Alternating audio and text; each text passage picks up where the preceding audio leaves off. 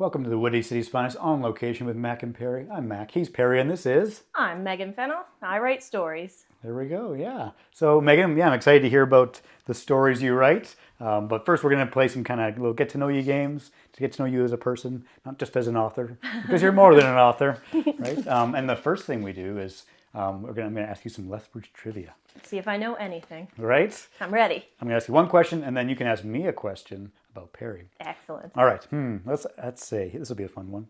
On average, how many days in Lethbridge have wind speeds of over 40 kilometers an hour or higher? A, 50, B, 98, C, 116, or D, 365? My heart says Right. D. Right, yeah. I'm going to guess B. B, 98? Yeah, that's what I think. It's C, 116 No days. kidding. Over 40 kilometers an hour. It is the Windy City for a reason. That is fantastic. Yeah, great. How about you ask me a question about Perry? I've got you a question here. See if he can stump me. Okay. Perry has floated down the Old Man River how many times?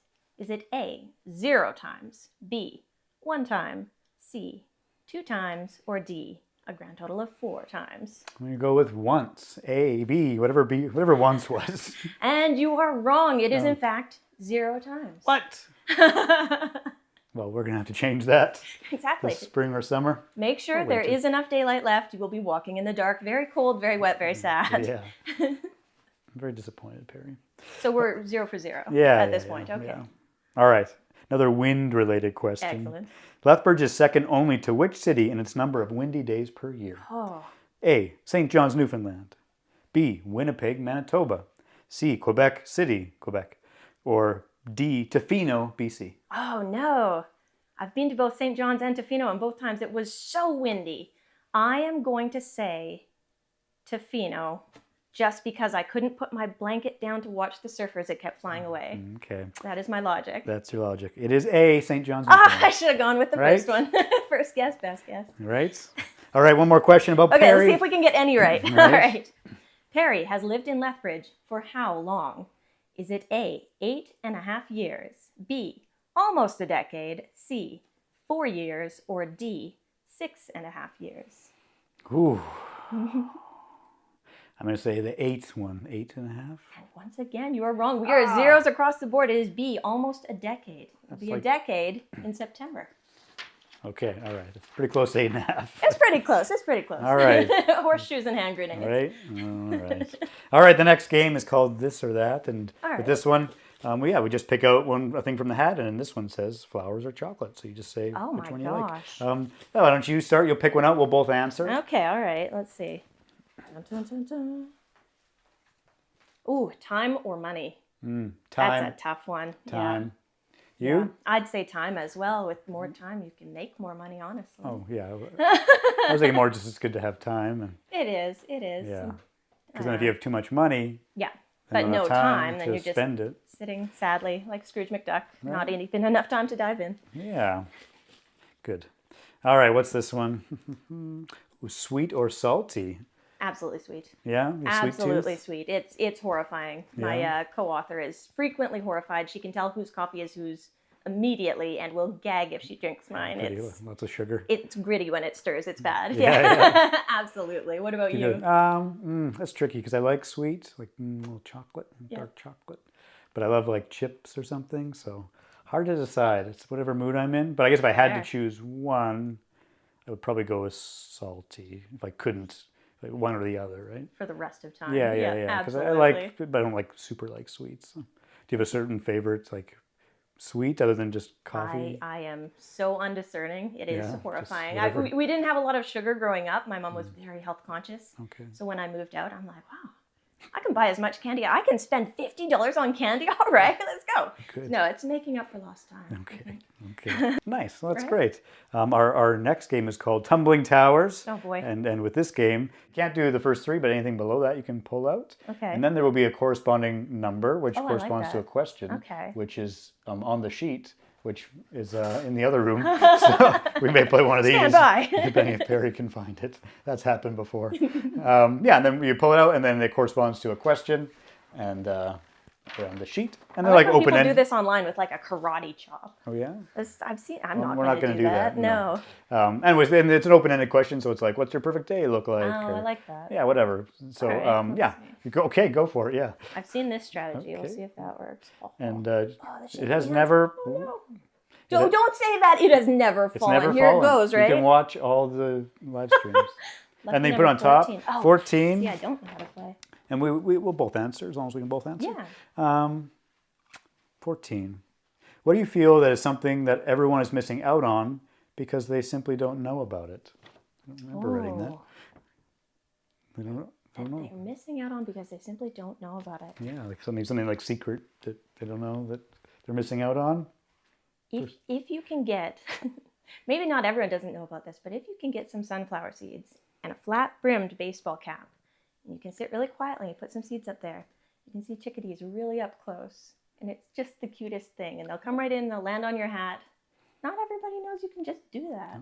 There we go. I did not know that. For some reason, it comes to mind the library, the public library. They have a library of things, and you can rent things out, like snowshoes. Not everyone knows about that, so I like to tell people. See, I knew about that. I've disproven you right here. I know, but that's the only one that came to mind. I don't remember that question. It's kind of weird. That's what I would say. Check out the library of things. Absolutely. Oh, no. See, I've made it really wobbly. Right. That's the trick. Oh. Oh. Horror author voodoo.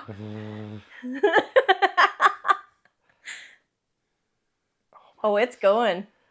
It's going. You're hooped, my friend. No, I'm gonna make it. This has never been this bad before.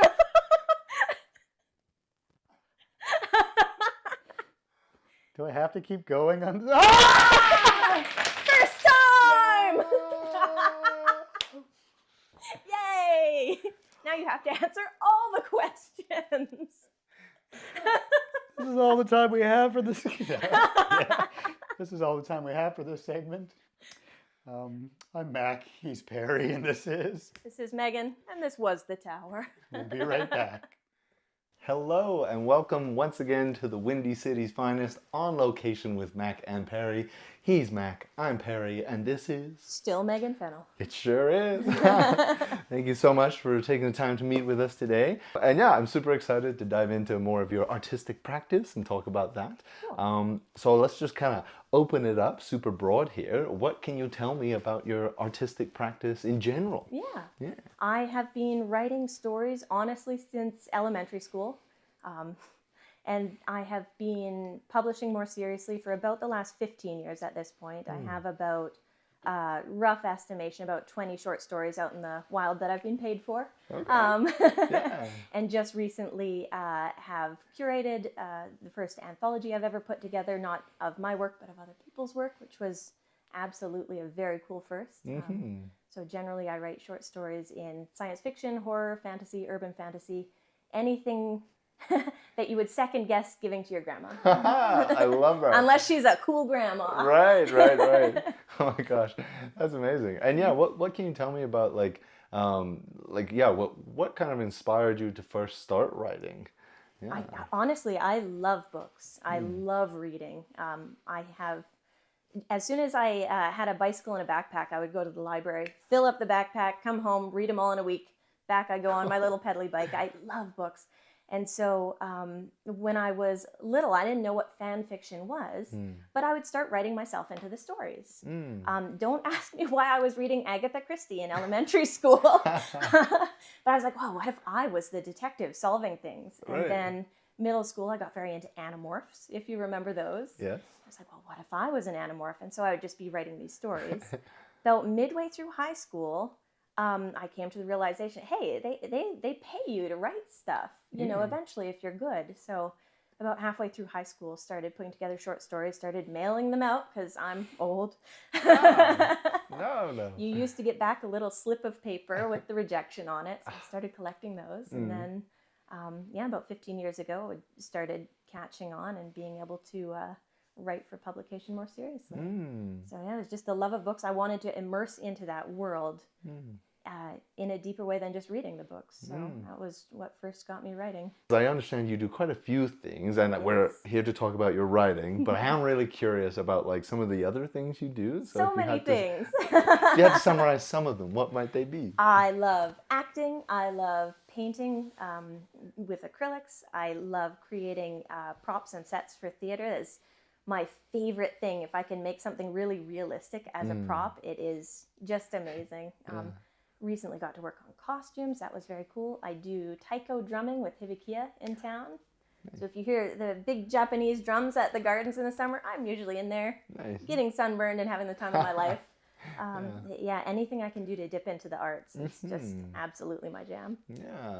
Yeah, and I know like you have other work that you do as well, but it sounds like you've always had, be it writing or any sort of art that you can get your hands on, like what has kept you coming back to art, I guess, throughout your life here?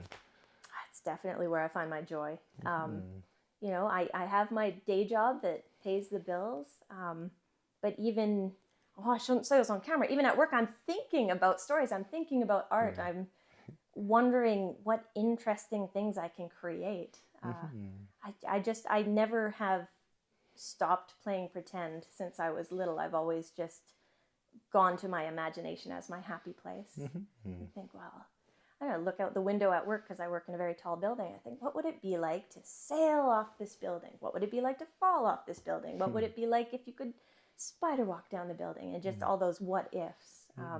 They have to have a place to go. So what if I could create a painting that looks like it's falling out of a teacup? Okay, now how do I actually do that, and how much of a mess is it going to make? Right. I don't know. I have a lot of curiosity to me, and it has to go somewhere. Yeah, curiosity. Yeah. And then I'm hearing that idea of like letting your imagination fly. But then coming back to like, okay, what are the steps? What are the rituals I can build? And how much glue are you going to need? Or like costume or set. And I guess I'm also curious, how do you feel those other elements of your artistic practice inform your writing? Or vice versa? Is there stuff from your writing practice that you feel has allowed you to go and do costume design? Or I think it definitely flows in the direction of the other art helps inform the writing. Being involved in something like acting, you and I have both acted at the Empress Theatre. And I wrote a short story that did win a contest based on the change rooms in the basement of that place with all the artist signatures on the walls. I was so struck with that. So I wrote a short story called The Empress of Fort Macleod about a retired actress who goes back and everyone's helping her because she's toddling along. She's like, no, I don't need help. And she just lets herself right back downstairs until she can see her autographs. And that one did quite well in a contest. So just everything that I can do in the arts does tend to lead back into the writing. It gives me more exposure to experience, I guess. Nice. I love that you're able to draw from these other parts of your life and bring them back to your writing practice. That's awesome. And you do have a writing partner as well, a collaborator. Yes. What is their name? This is Leslie Van Zool. Our pseudonym together is V.F. Lasan. We joke that the VF stands for Victor Frankenstein, but it stands for Van Zool and Fennell. And then Les and Anne is Leslie and Megan put together. Lovely, okay. It did take us multiple hours to come up with this. Right on, yeah. But I was writing short stories on my own for quite a while, and I came up with an idea that did involve a sentient spaceship, mermaids in space, and a big fight scene at the end. I don't write fight scenes. I do now, but when I was starting, everyone would talk their way out of anyone swinging a punch. Oh, interesting. And Leslie writes gritty. I will go for the pun. I will go for the weird. She will write gritty and deep and dark. So I bought her a beer, and I said, hey, do you want to co-write a story? That one did get picked up. It's called Nautilus, or 10,000 Leagues Above the Sea. Okay.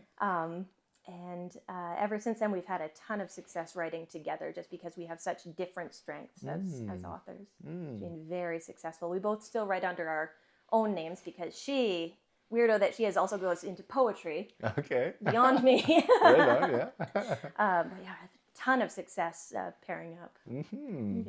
One of us will start an opening scene. That first one we co-wrote, Nautilus, I took 3 shots at that opening scene because we're trying to introduce 6 characters. It was all happening very fast.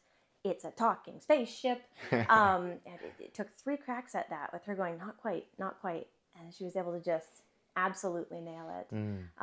So yeah, one of us will start the scene and then we'll throw it over to the other. They'll edit that and then hop in. Next person goes, edits that, hops in.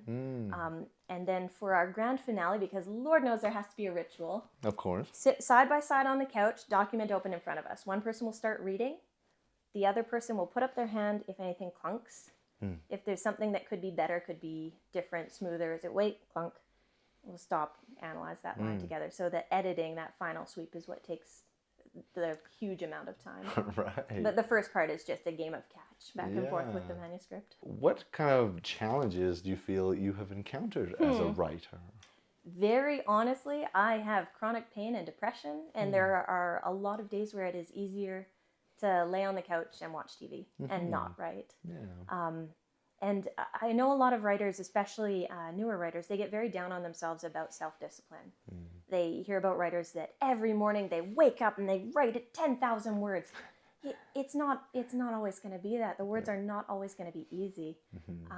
And I do try to do at least one artistic thing a day. But if it is a bad pain day and I've got my migraine hat on and heat pads and every painkiller in the world and it's not happening, maybe I just read for a bit. Yeah. That still counts. That's still playing in the literary world. If I scribble an idea on a Post-it note, that still counts, and I have to be gentle enough to forgive myself and not expect that I'm going to be Stephen King turning out, you write a day like 20 pages or something. He's terrifying, but yeah. Literally, yeah. Yeah, absolutely, yeah.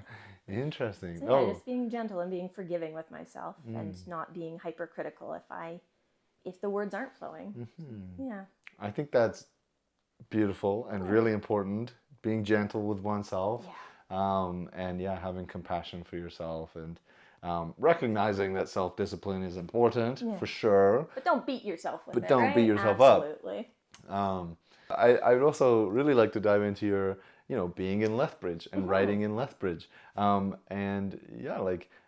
does it mean to you to write in Lethbridge? Like, what influence does Lethbridge have over your writing practice, if any? A little bit, yeah, a little bit. I do think of it as my lucky charm. The first paid publication I ever had, I had some free ones first, but the first one that they're like, here is $40. Oh my gosh.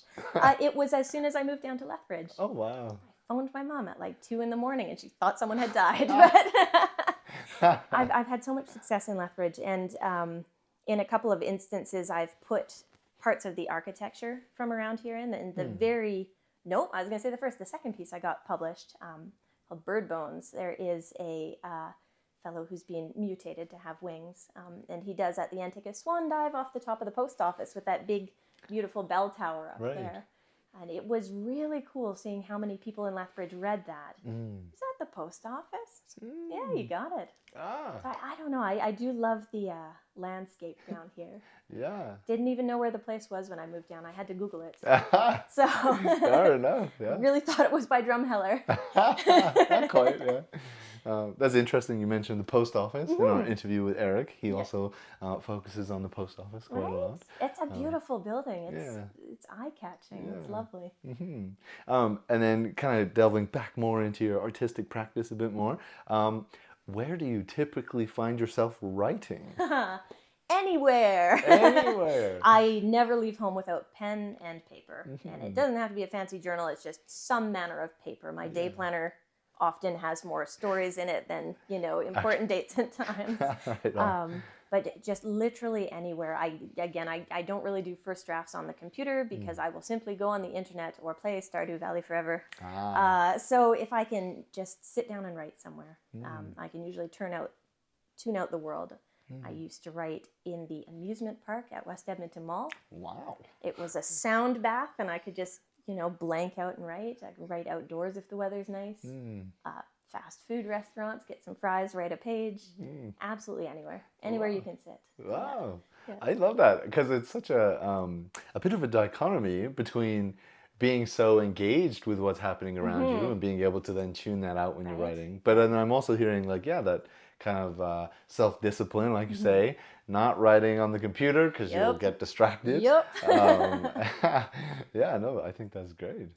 What advice might you have for people that maybe are reading or aren't reading but want to write? Yeah. What advice would you have for people that maybe are interested in trying this art form? I have strong advice. Ah, You out there, literally take care of yourself. I think there is a hugely romanticized idea with authors that you have your coffee and your cigarettes and nothing else, and you're writing till 3 a.m. and you're sweating over your laptop. And in the case of Stephen King, that I've already quoted here, the idea of coffee and cigarettes and cocaine getting him through. And I think if he had have kept on that path, we would have got Carrie and we would have got Cujo, and that would be it. right. I think his longevity and his productivity comes from getting sober, being healthy, taking care of himself. He walks every day, you know? So I think there is this romanticized idea of almost hurting yourself a bit in order to get those words down, that you're a slave to the muse. But honestly, you are going to write better prose or poetry or what have you if you have slept, if you have drank water, if you have had food that's not just candy. Right. Take care of yourself. You keep the engine running. Yeah. You know, your mind is part of all of that. So take care of the engine.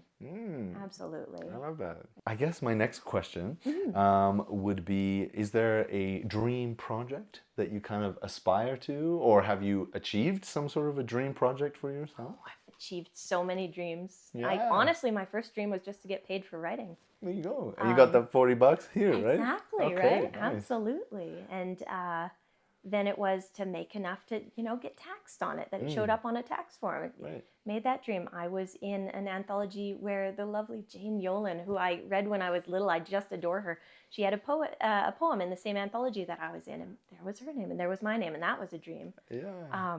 I've had authors that I truly respect remember my story even if they don't know me, and that's been a dream. But I would say the dream on the horizon right now is a book of my own, because with the short stories, you're in an anthology with a lot of other people. But to simply have my name on the cover, be it a novel or a novella or a collection of short stories, that would be the ultimate dream. It's very thrilling seeing your name on the cover. Yeah. That's great. Oh my gosh. How close do you think you are to achieving that? Years. Yeah. I would, Yeah, it's a distant dream. But distant dream. But you lots get closer. of good stuff on the way there. Yeah. I guess our last question that we try and ask everybody is how has your oh my goodness gracious me. How has your artistic practice changed you as a person, do you think? I never travel without a pen anymore, because that's when you're going to have your coolest ideas for a sentence.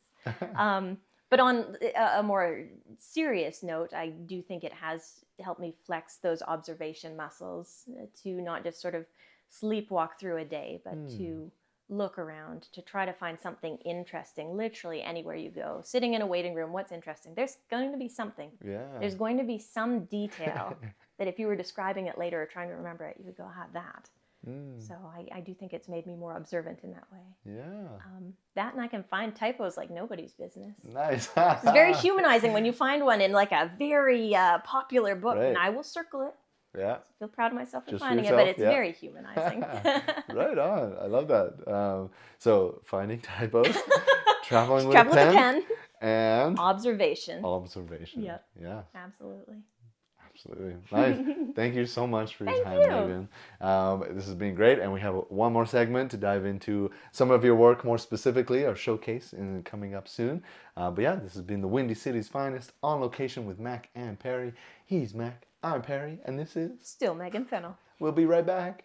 Welcome to the Windy City's finest on location with Mac and Perry. I'm Mac. He's Perry, and this is Megan Fennell again. still Megan. Yeah. All right, Megan. Yeah, it was great for you to chat with Perry about your journey as a writer. And Yeah. we appreciated learning all about that, and it was fun. It was a good conversation. Yeah. And this section we call the showcase, and we show different pieces of the art. And as we kind of discussed before we started filming, writing is not a super visual medium. It's not. I'm not going to make you read your writing or something. Imagine, if you will. Right? Yeah. So I thought, you brought some photos that we can look at, that maybe have some stories around them. Mm-hmm. And we have one of your books, your anthology, that we're going to take a look at. It's got some more things to talk about, so it'll be great. Yeah. So let's just start. What is this image of you and this book? This was at Word on the Street, which is Lethbridge's writing festival. Very, very cool. I try to get a table there when I can to go sell some books, but this is Bird Bones, my first pretty big publication, and this one has the Lethbridge Post Office tower in it there. I was incredibly, incredibly proud of myself there. You can tell because the two-handed grip on the book. This is the sign of pride and nerves. And how long ago would that have been, roughly? Oh, 2011 or 12, Okay, so 10 years ago. 13, something like that. Yeah. Math. Yeah, whatever. Yeah, nice. Yeah, and what was that like to be involved with Word on the Street and have your book there? I felt like such an imposter. Oh, It yeah. was absolutely wild. I'm like, no, there's big name authors here. Then you start asking around, and no, we all feel like that. Yeah. It's everybody feels like they're faking it. Yeah. But no, it was incredible. Has Incredible. that changed for you over the No, years? no, Oh, yeah. absolutely not. I'm like, well, I don't have a novel, so I'm not a real author, you know? True. We're stopping this interview right now. She doesn't have a novel. Yeah. A fraud! I've been misinformed. Yeah. So do you feel like it just never goes away, that feeling? I don't think so. I truly don't think so. There are authors that don't consider themselves real authors if they write only genre fiction. There are folks pulling in so much money from something like a Harlequin romance. And they're like, well, but I'm not a real serious author. There is just huge imposter syndrome that goes around in that community. I think if you are writing, you are a writer. And that is so much easier said than done. So Even this is me pretending to be a big serious author with my big serious author glasses. Right, yeah. But it's still a milestone. And, Absolutely. yeah, nice. Let's see what the next photo is. Let's see if I remember. All This is right. me and my lovely co-author signing so many books up in Calgary at the When Words Collide festival there. Okay. I am pretty sure I'm doing a voice at this point, and Leslie is just trying to get through it. She does not like the public attention. She does not like her photograph taken, and she hates signing books. She feels she's devaluing them. So she's been forced here against her will, and this is the grimace of, oh God, just get me through this. Yeah, Well, Megan's doing voices at people, and Yeah. that's, basically our vibe. Mm-hmm. Entertaining everywhere we go. Right. Yeah, was it been one of your first books? No. This, golly, I'm trying to even see the cover. We did a bunch of monster anthologies back to back to back where they were all different creatures. So sirens or corvids or scarecrows. Equus had all horse monsters, and we got into a ton of those back to back to back. And so I think this was the year. Oh yeah, no, that is corvid. I can see the little wing. So I think we had, I want to say 3 anthologies that year. Lots of books to sign. Very overwhelming for the shy among us, but hell of an experience. Very fun stuff. Do you have any kind of memories from book signings? Or a memory that comes to mind of just trying to get people's names right and hoping that I do know their actual name and hoping I don't screw up my own name. Sign something weird. I know I've done some of the worst handwriting in my life in books because you're overthinking it at that point. Yeah. All right, we'll keep moving on with our photos. What's next? This is me again at Word on the Street in Lethbridge, striking a valiant pose. If I recall correctly, I'm pretty sure I had bronchitis. I did lose my voice by the end of this, hence the cute little scarf, but I was out there in the freezing cold selling all these lovely books. A bunch of our monster anthologies there. That was the speculative fiction across Canada. And then Wrestling with Gods. That one was really neat. It was an exploration of science fiction with a religious aspect to it. So experimental religion, stuff like that. And I did a story in that one called Where the Scorched Man Walks, which was a fictional desert nomadic people that I had created, and their god of death that would come in on the edge of a sandstorm to come and claim a body when someone had passed away to remove the soul. And this young healer in the tribe wanted to go meet him because she had a bone to pick. I really enjoyed that one. So Nice. very proud of these books, despite the fact that I was squeaking by the end. No, We do what we must. Right, and it must feel very good to have your books on display. And, Absolutely. to interact with people who are interested in your book. Right? Even if they just like the cover, there's something special to that. Yeah, absolutely, All right, what's the next photo?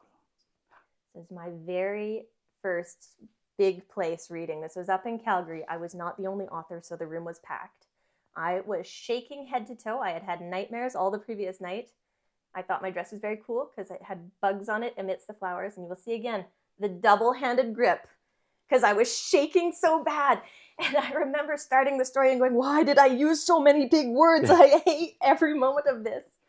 But it went really well. I got a big round of applause and people were interested in it. But nerve-wracking, but definitely a milestone. No, I'd say, yeah. No, that's That was, great. yeah, up in Calgary. And that one, again, 2012, 2013, something like that. Yep. And I assume you've had other opportunities to read your work in public? Now I do it like a champ. Now I don't get nervous. Okay. Yeah. Good.